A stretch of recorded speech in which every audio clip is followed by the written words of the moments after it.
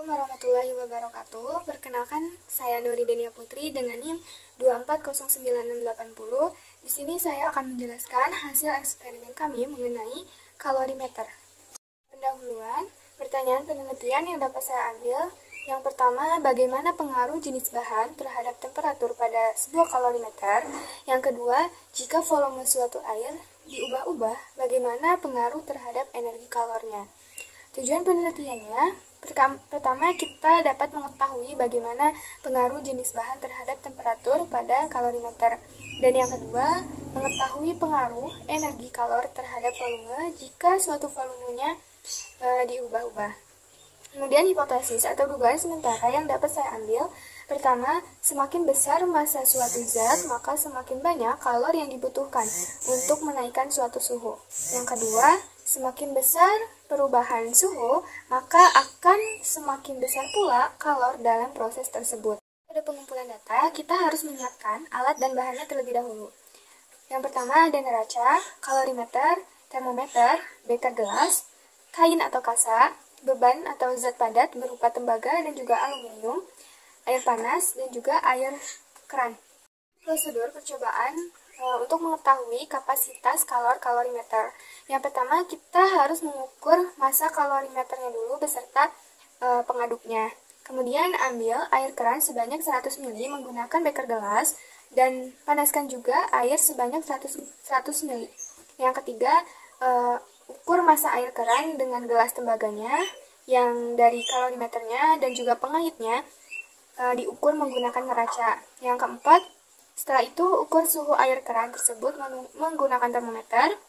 Kemudian masukkan air panas ke gelas beker dan ukur suhu awalnya dan jangan lupa untuk diukur massanya juga terlebih dahulu. Yang keenam, setelah itu masukkan air panas ke alat kalorimeter yang sudah ada air kerannya dan ukur suhunya. Nah, kemudian aduk-aduk pada alat pengaduk kalorimeternya agar mencapai suhu yang setimbang. Nah, jangan lupa ukur massa kalorimeternya beserta isinya. Kemudian catat dan ulangi langkah-langkah tersebut hingga mencapai hasil yang akurat. Dan prosedur percobaan yang kedua yaitu untuk mengetahui kalor jenis suatu zat padat. Yang pertama, ukur massa kalorimeter gelas tembaganya itu beserta pengaduknya menggunakan neraca. Kemudian isi 100 ml air keran ke dalam gelas kalorimeternya. Kemudian ukur massa kalorimeter dengan air dan juga ukur suhunya. Kemudian masukkan zat padat yang tadi berupa tembaga dan juga aluminium ke dalam wadah stainless yang berisi air. Kemudian panaskan hingga suhu di atas 70 derajat. Nah, kemudian ukur suhu pada zat tembaga dan juga aluminiumnya. Nah, sudah dipanaskan, kemudian pindahkan zat padat yang tadi, tembaga dulu, ke air yang ada di dalam kalorimeter. Secara cepat dipindahkannya, karena agar suhunya tidak tertukar oleh suhu lingkungan. Lalu aduk perlahan menggunakan pengaduk kalorimeter hingga mencapai suhu yang setimbang. Nah, jangan lupa ukur semua itu dan catat massa kalorimeternya beserta isinya. Jadi gelas tembaganya, airnya juga, dan zatnya berupa tembaga dan juga aluminium. Jawab pertanyaan penelitian pertama bahwa jenis bahan sangat mempengaruhi kemampuan kalorimeter, yaitu untuk menyerap dan mempertahankan panasnya. Jadi bahan dengan kapasitas kalor tinggi dapat menyerap energinya yang lebih banyak tanpa adanya perubahan suhu yang besar. Nah, bahan yang memiliki kondisi termal yang tinggi akan menghantarkan panas lebih cepat, sehingga temperatur dapat berubah lebih cepat. Nah, oleh karena itu, bahan dapat mempengaruhi keakuratan hasil pengukuran. Untuk jawaban pertanyaan penelitian kedua, jadi perubahan volume air itu tidak secara langsung mempengaruhi energi kalor yang terkandung, karena energi kalor lebih terkait dengan suhu dan massanya dalam suatu zat. Yang tadi ada massa zat tembaga, massa zat airnya, atau massa zat aluminiumnya. Nah, perubahan volume yang disebabkan oleh perubahan massa ini dapat mempengaruhi kapasitas kalornya, sehingga jumlah kalor yang dibutuhkan untuk mengubah suhu akan berubah. Jadi, sebuah kalor itu hanya dipengaruhi secara garis besar, hanya dipengaruhi oleh suatu suhu dan juga massanya. Nah, percobaan untuk menentukan kapasitas kalorimeter, kita harus menentukan massa zat-zatnya terlebih dahulu, yaitu air keran mendapatkan massa 0,2087. Itu didapatkan dengan mengukur gelas tembaga kalorimeternya, kemudian airnya, dan juga pengaduknya. Dan ukur suhu awalnya. Suhu awalnya itu mendapat 27 derajat, kemudian suhu airnya 29 derajat. Nah, kemudian mencari massa air panasnya juga sama 0,3518. Nah, kemudian kita harus mencari delta T atau perubahan suhunya. Nah, kalau perubahan suhu air keran 29 dikurangi 27 menghasilkan 2, dan juga suhu keduanya, suhu pertamanya dikurangi suhu yang kedua kalau yang air panas, yaitu 18. Nah, kemudian jangan lupa kita juga harus mencari massa tembaganya, massa suatu zatnya, yaitu 0,1182. Dan mendapatkan suhu awalnya itu 27 derajat, dan setelah dimasukkan ke dalam air panas itu 75 derajat. Perubahan suhunya sekitar 40 derajat Celcius. Kemudian, nah, kita dapat menentukan kalor jenis airnya setelah data-data sudah terpenuhi. Dengan menggunakan rumus massa tembaga dikali dengan kalor jenis tembaganya, yaitu dalam literatur 385, dan juga suhu tembaganya yaitu 48. Kemudian dibagi dengan massa air keran 0,287, dan juga dikali dengan perubahan suhu air keran. Kemudian dikurang dengan massa air panas dikali dengan perubahan suhu air panas.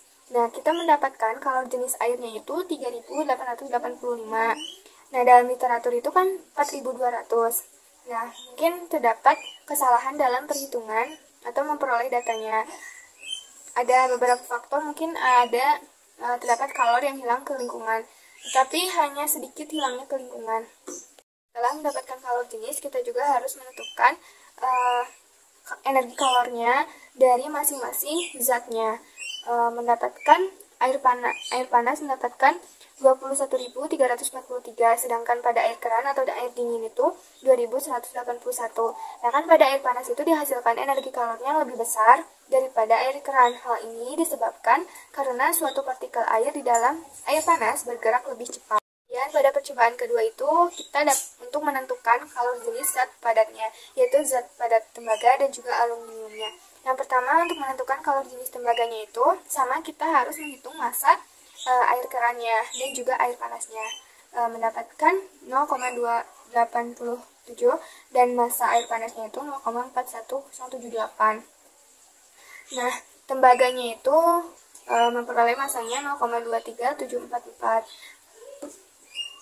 Kemudian suhu tembaga, suhu awalnya itu 26 derajat, dan suhu yang kedua setelah tembaga dipanaskan yaitu 72 derajat. Nah, kita menentukan kalor jenis tembaganya dahulu. Mendapatkan kalor jenis tembaganya itu 385 sesuai dengan literatur. Nah, yang Q-nya itu atau energi kalornya itu mendapatkan 4205. Nah, yang kedua, menentukan kalor jenis pada aluminium. Kita juga harus menentukan massa pada air keran dan juga massa pada air panasnya, yaitu massa pada air keran 0,2807, sedangkan massa pada air panasnya itu 0,39042.